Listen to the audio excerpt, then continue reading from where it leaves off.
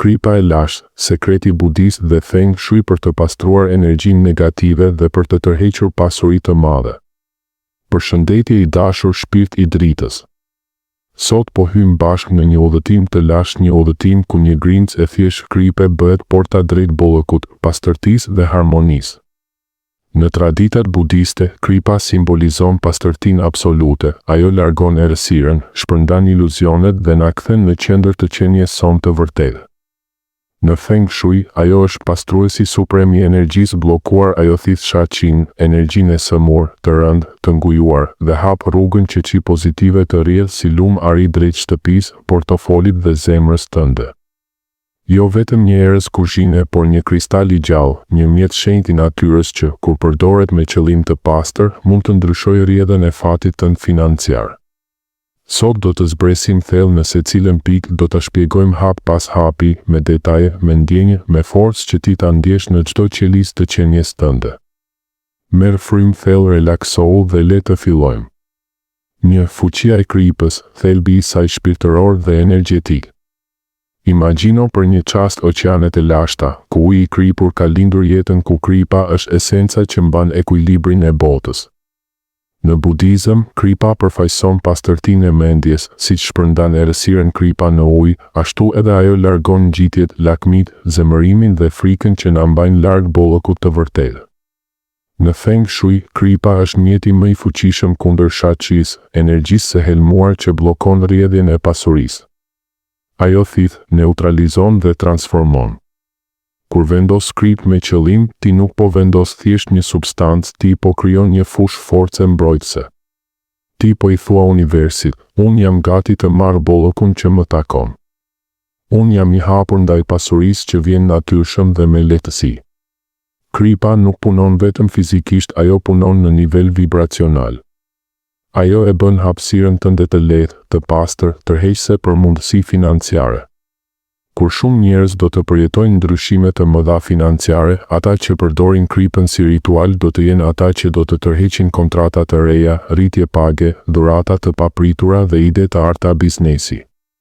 Kripa është qelësi, por qelësi funksionon vetëm kur ti e kthen atë me dorën e qëllimit tënd të pastër. 2. 5 vendet kryesore ku duhet vendosur kripa, udhëzuesi detajuar. Pika e parë, hyrja e shtëpisë, porta e bollëkut. Hyrja është goja e shtëpisë, ajo që merr frymë, ajo që merr energjinë. Vendos një pjatë të vogël qelçi ose qeramike pranë derës kryesore, jo shumë e madhe, që të mos pengojë, por e dukshme për sytë e tu. Hidh krip deti të trash ose himalaje sa të mbulojë fundin. Çdo herë që hyn, shiko pjatën dhe thuaj në mendje, energjia negative mbetet jashtë, vetëm bollëku hyn brenda. Kjo krijon një barierë eterike, si një gard i padukshëm që pengon zilin, kritikat, fatkeqësitë financiare të tjerëve të hyjnë në hapësirën tënde. Ndërje kripën çdo 7-10 ditë, kur ajo bëhet e errët ose e lagur, hidhe në tokë, jo në kanal, dhe zëvendëso me të re, duke falënderuar. Faleminderit që më mbrojte, tani jam gati për më shumë bollëk. Pika e dytë, këndi i pasurisë, juglindja, zemra e prosperitetit. Sipas baguas së feng shuit, juglindja është sektori i pasurisë, i bollëkut, i shumimit. Shko në cepin juglindor të shtëpisë ose dhomës kryesore, vendos një tas të bukur, qelç, kristal ose qeramike jeshile. Mbush me krip dhe për ta superaktivizuar, shto monedha ari, të vjetra ose simbolike, disa gur nefriti, jade, guri i pasurisë, ose edhe disa copëza kanele.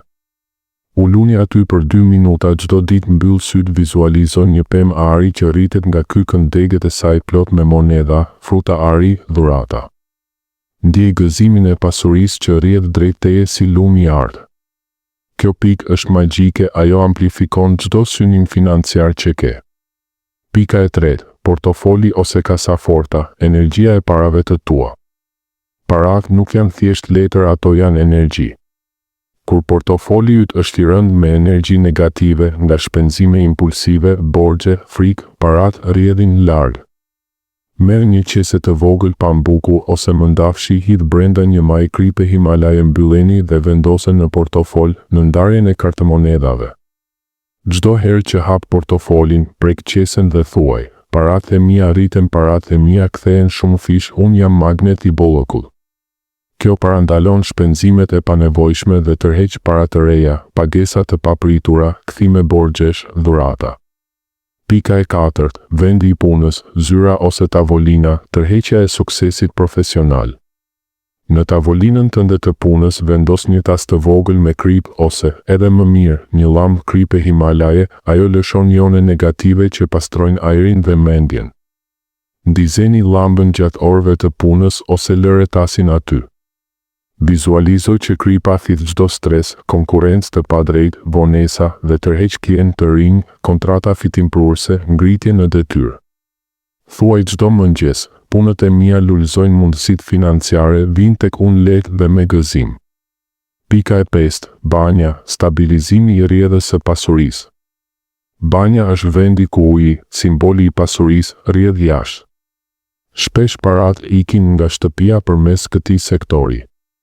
Vendos një pjatës të vogël me krip pranë lavamanit ose në cep të dritares së banjës. Kur lahesh, imagjino që uji merr me vete të gjitha bllokimet financiare ndërsa kripa i neutralizon ato përgjithmonë. Kjo stabilizon energjinë, parandalon humbjet e panevojshme dhe ndihmon që paratë të qëndrojnë dhe të shumohen. 3. Rëndësia e qëllimit. Kripa është e fuqishme por pa qëllim, ajo është thjesht krip.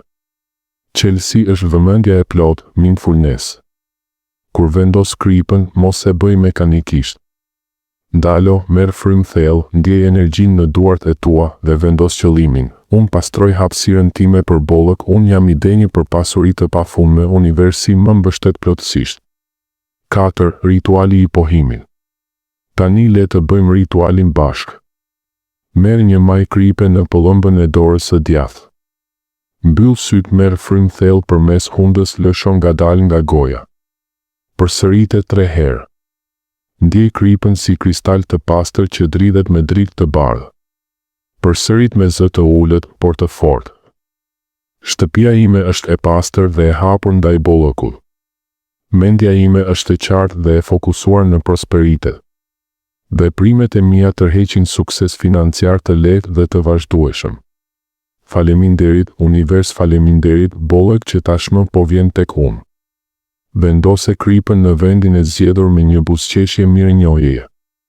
Përsërite këtë ritual çdo ditë për 21 ditë dhe shiko magjinë. Konkluzioni dhe mbyllje. I dashur mik, bollëku nuk fillon me para, ai fillon me qëllimin tënd, me pastërtinë tënde, me hapësirën që krijon për të.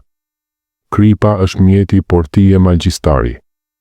Në 2025, lejo që energjia jote të jetë e pastër, mendja jote e hapur, zemra jote e falënderuar. Mirënjohja është forca më e madhe, thuaj çdo ditë, faleminderit për bollëkun që tashmë ekziston në jetën time. Nëse kjo video të prekun ndaje me dikë që ka nevojë, abonohesh në kanal për më shumë sekrete shpirtërore dhe lë një koment. Unë jam gati për bollëkun tani. Të dua dritë, të dua bollëk, të dua ty.